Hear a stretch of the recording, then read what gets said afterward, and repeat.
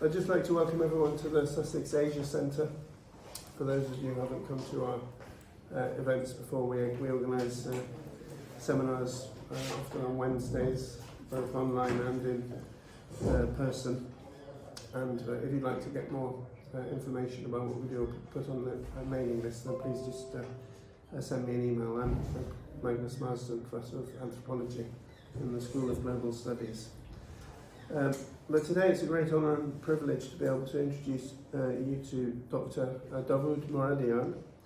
Dr. Moradian is the Director General of the Afghanistan Institute of Strategic Studies, which is a think tank and research institute based in Kabul, but also with offices in Mazar-i-Sharif and elsewhere in Afghanistan, Herat. Dr. Moradian has a PhD from St Andrews University and has been directing the activities of the AISS since 2012, I think. And the Sussex Asia Centre has been enormously fortunate to have built a strong relationship with AISS over the past years. We have had a series of conferences, both in Sussex in 2018. We organised the Sussex Afghanistan Forum, and also I've been lucky enough to attend various panels and conferences organised by AISS in Afghanistan, notably the remarkable Herat Security Dialogue. Today, Dr. Moradian is going to give a brief discussion, I think, into the broader context of the crisis at the moment facing Afghanistan, and then we're going to open up into a discussion to discuss issues arising from the talk and the conversation. Just to note that the first part of Dr. Moradian's presentation is going to be recorded, but the discussion will have on an unrecorded basis. I'm going to hand the floor now to Dr. Moradian. Thank you very much, Magnus. Good afternoon, ladies and gentlemen. It is a great honor for me to come back to Sussex University. First time that I was here, the world was a better world in the sense that then there was no COVID. Globally, the world was free of COVID. And in case of Afghanistan, we didn't have the Taliban occupying Afghanistan. At least the season is beautiful. The season is beautiful. It's colorful here. So I would like to start by twisting a libertarian ideological principle about the big society, small governments that. Particularly in Sussex University, to speak of conservative, one has to be careful. I think during last 3 months, we in Afghanistan, we have been interacting with both societies and governments. Different governments, yes. But I would like to take this opportunity to highlight the importance of a big society, and that big society is well represented by Magnus. Magnus, incredible. I don't want to exaggerate the words that what he has been doing for Afghans during the last 3 months, yes. And I can say with absolute confidence and the documentation that Magnus has been far more productive than many governments, including United States government, United Kingdom governments. Yes, and I know at least 50 people, 50 people that I know that have been approaching Magnus for advice, for help, and that is an enormous privilege for me to have Magnus as my friends, and also for the community of Sussex to have such a wonderful human being that during the last 3 months, no one knows that. And I think that what he has been doing, and I'm sure that at least 100 people he has been helping them in different. I was in Iran till last week, and one of the people who approached Magnus, it shows the global connection that a businessman whom they met with each other in China, and then when Magnus went to Afghanistan, they met in Kabul. That businessman had to flee Afghanistan and went to Iran, in city of Karachi, outside Tehran. And he didn't know what to do. And he has Magnus' telephone number. And Magnus start phoning me and other friends, friends that a stranded Afghan family in Iran. And he managed to find a solution for him. And I think that shows that the wonder of a big society that I'm sure that in that particular case, neither the Iranian government nor Afghan government, we did not have the government, and for that matter, United Nations system were not available, were not accessible, but it was thanks to Magnus that Afghan family found a way to survive this crisis of here. So I'm really grateful for all what you have been doing for people of Afghanistan during last 3 months, and I'm sure there are hundreds of similar cases here in the UK, in the United States, of individuals who have been helping Afghan in such a catastrophic situation. Yes. What I would like to share with you the perspective about the Afghan crisis. It's always difficult where to start, when to start. When we talk about the Afghan crisis, which crisis we are talking, and what is the point of reference when that crisis began. And in this context, I would like to put this question in the context of the state formation in Afghanistan and the state building process in Afghanistan, which is, by some definition, is a 100 years old process. On that basis, we are talking of almost a 1 century old crisis of state formation, state building in Afghanistan. So that is my point of reference would be about the crisis of a state formation in Afghanistan, and the fact that that crisis just continue to produce itself. That it has become almost a psychological crisis that each 10 or 20 years a new phase of that chronic crisis is emerging. So there are 4 forces that have been competing to form a state in Afghanistan, and there are the 4 forces that I would say is that state builders in Afghanistan.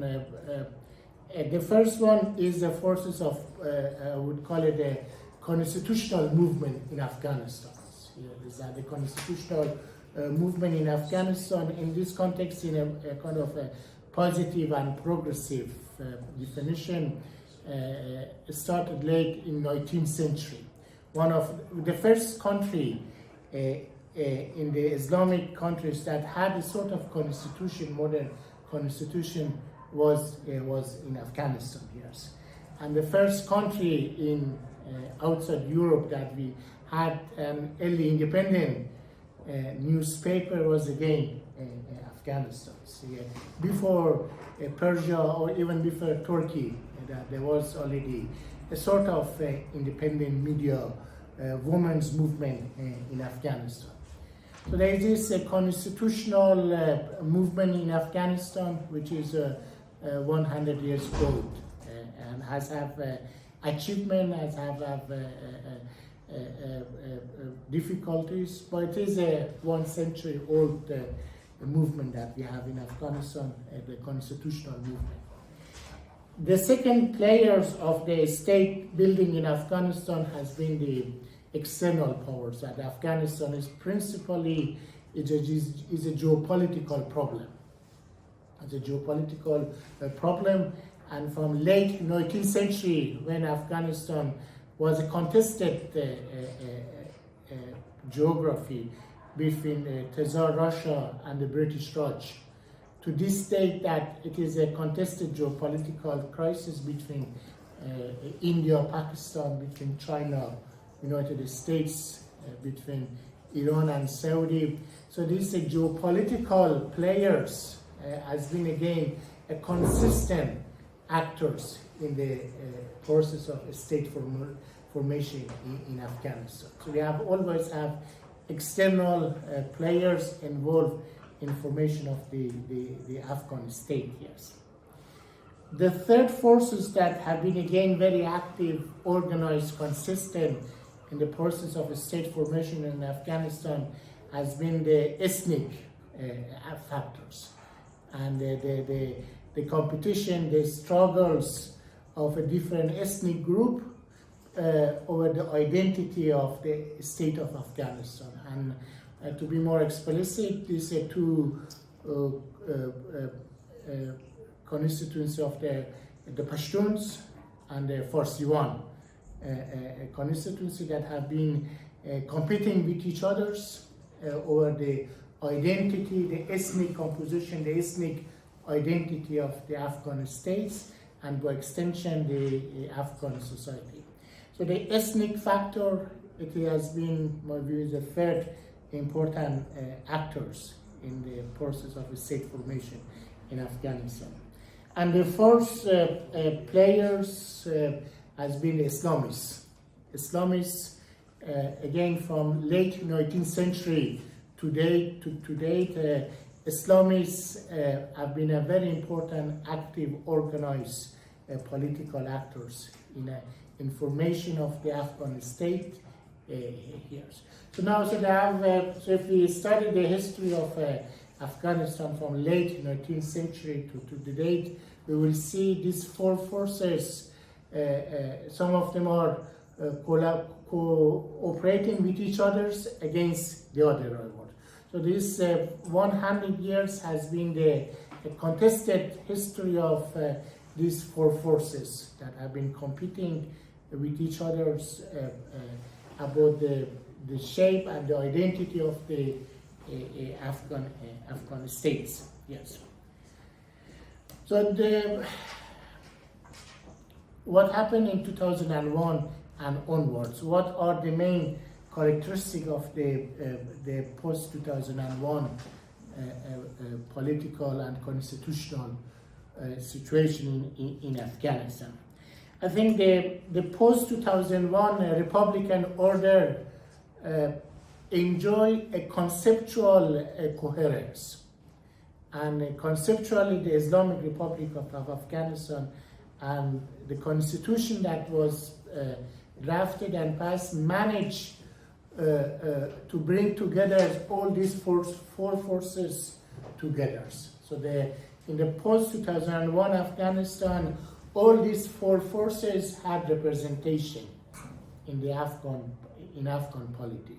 That we have a very progressive constitutional provision in the Afghan constitution, including the equality of the men and women. Yes, we have taken into account different external powers' interests in Afghanistan. That in Kabul, China, United States, Iran, India, Pakistan, Saudi Arabia, EU, all important geopolitical players had a space, had a role in the Afghan polity, and no external power felt excluded from Afghanistan.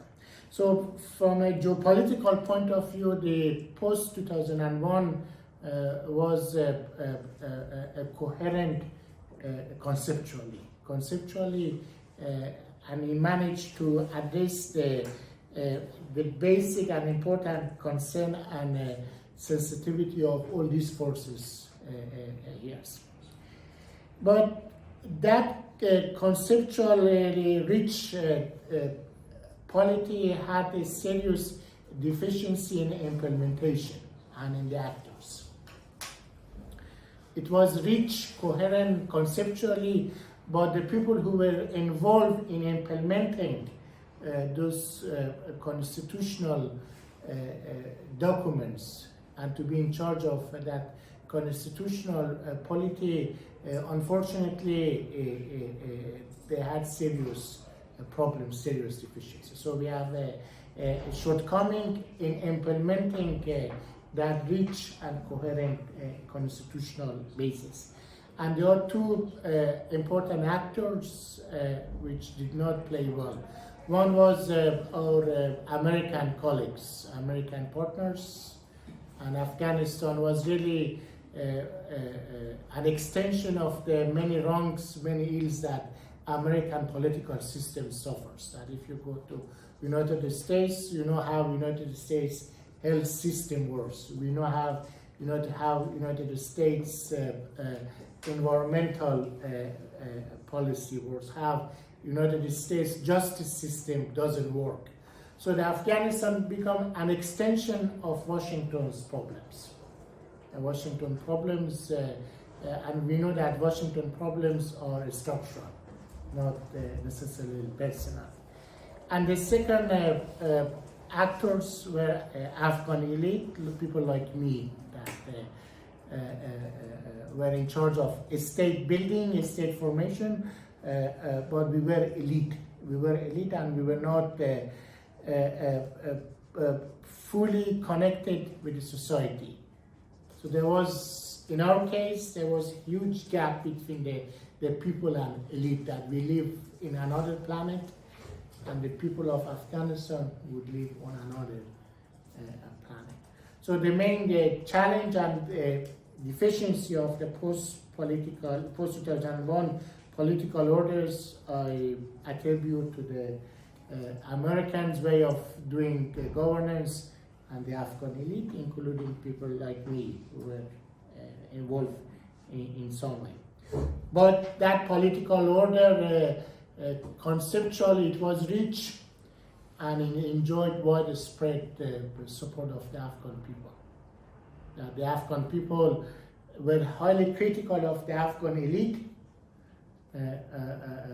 very critical for good reasons, but there was a sense of freedom, there was a sense of ownership. It was the people would say that this is our government, this is our police, which is corrupt, yes, it is abusive, it doesn't work, but there was a sense of ownership of the state, there was a sense of freedom in post-2001, and so for the first time probably in the last 100 years, people were not afraid of the Afghan police. People were not afraid of the Afghan army. So there was that a sense of ownership of the Afghan states by ordinary people, while being very critical of the Afghan elite, very critical of the deficiency in governance. What happened in August 15, I describe it in one simple word, and it is politicide. Politicide, that it was not a kind of a regime change. We have seen the cases of a regime change. It was not a revolution. Also, it was not a coup d'etat. We have seen coup d'etat, revolution, regime change in many parts of the world. But what's happening August 15 and the Taliban's takeover of Afghanistan was a politicide, a political order, a polity were killed. And from August 16, it was not only the Ashraf Ghani, the president, who lost their job. Hundreds of thousands of ordinary people also, they lost their job. They lost their identity.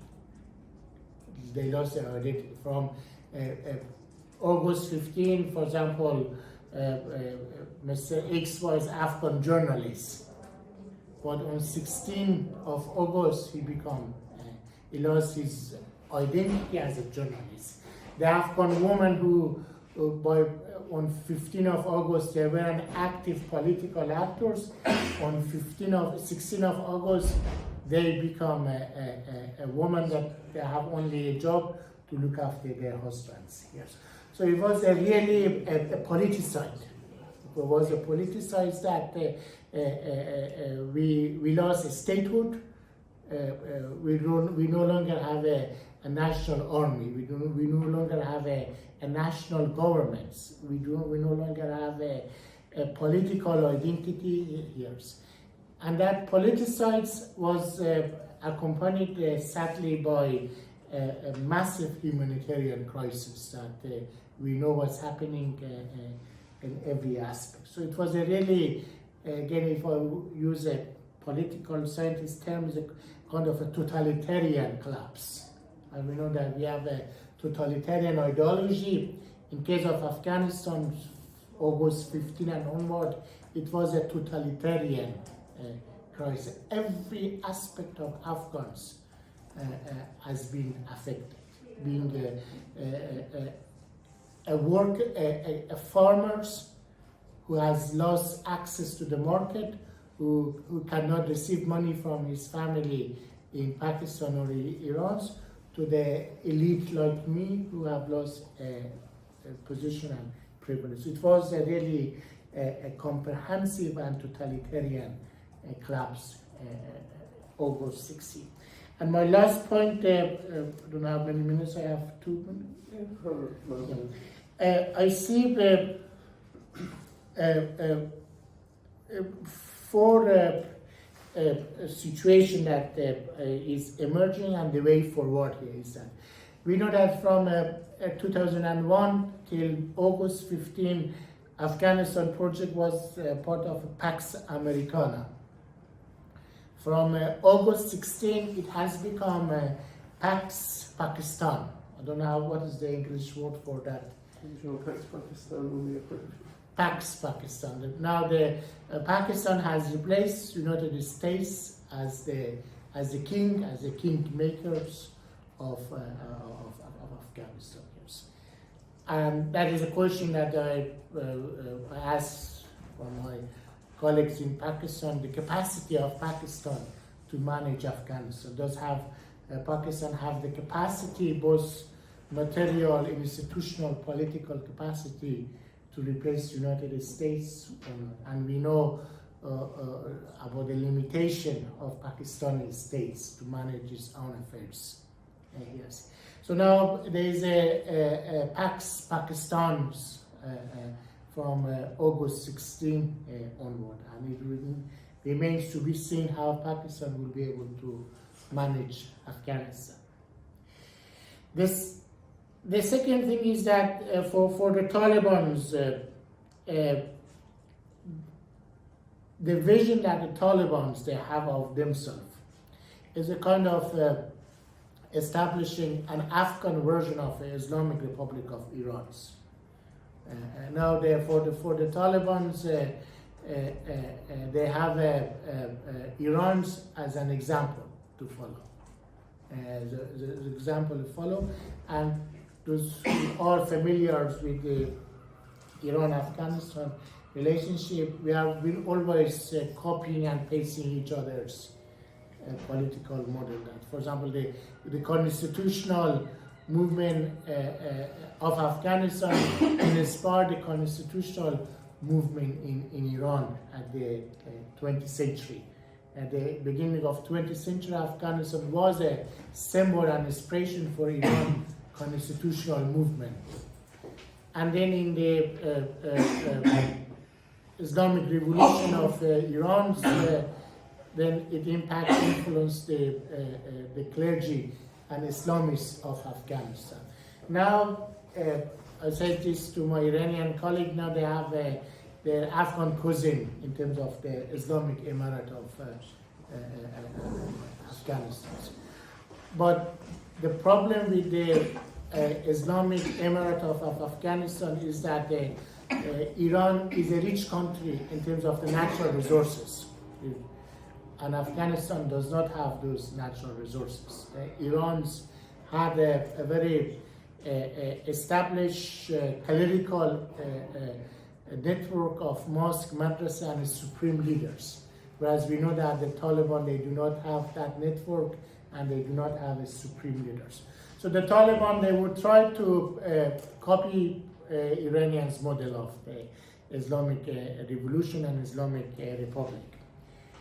The third, which is emerging reality, is the Balkanization of Afghanistan. The Balkanization of Afghanistan is that I think that in the next 3 to 6 months we will see the emergence of different island of competition among the Taliban. So far, the Taliban, they have been able to somehow disguise the factionalizations.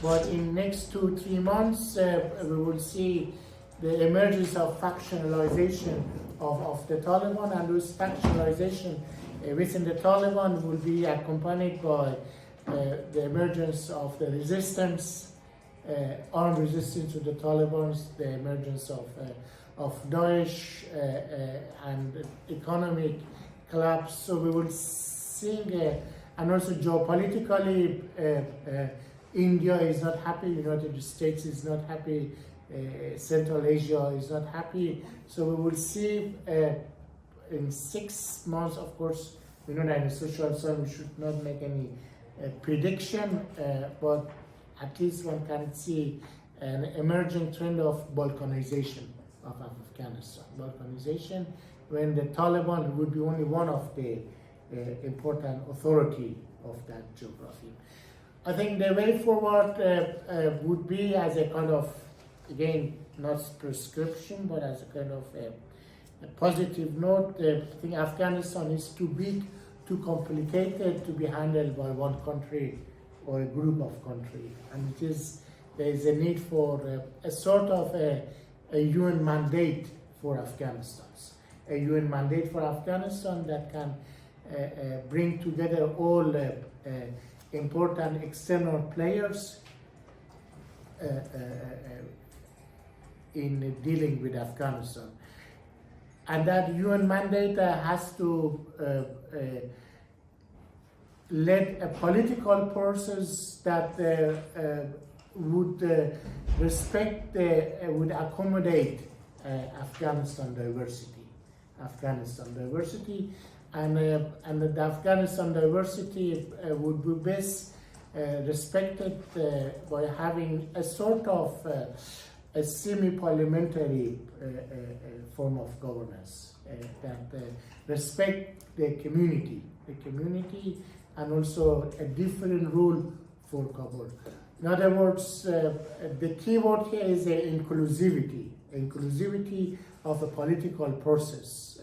And that inclusivity should have a 2 dimension, one external dimension to be led by United Nations, and the internal dimension to be pursued in the form of a sort of a parliamentary system for Afghanistan, where all community can have a stake in the political process, because we have learned from history of Afghanistan during the last 100 years, no single group can dominate, can solve the problems. United States could not, Soviet Union could not, certainly Pakistan would not be able to, and also internally no single group can dominate and solve the problem. So the key word is inclusivity, and the challenge have to operationalize, design an inclusive political process. And I thank you for listening.